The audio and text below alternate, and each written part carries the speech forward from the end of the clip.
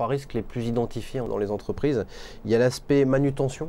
Alors là, je parle bien de la manutention en lien avec le poids des éléments qui sont manutentionnés et qui vont aller créer des dorsalgies, des tassements de vertèbres, des pathologies comme le bec de perroquet par exemple. Il est encore très présent au sein des entreprises, même si les moyens de prévention ont techniquement été améliorés. Au même titre que les troubles musculo-squelettiques, les fameux TMS, qui représentent quand même 57% des maladies reconnues. Donc on parle quand même de quelque chose d'assez conséquent et qui est d'ailleurs à mi-chemin entre les risques physiques et les risques psychosociaux. Parce que j'allais y venir, le troisième risque qu'on rencontre le plus, ce sont effectivement les risques psychosociaux et plus particulièrement, puisqu'on le met souvent en évidence, la notion de stress.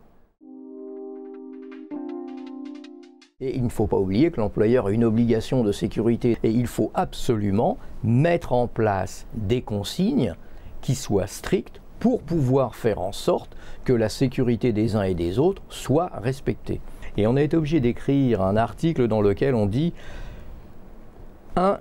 On doit éviter les risques. 2, évaluer les risques qui ne peuvent pas être évités.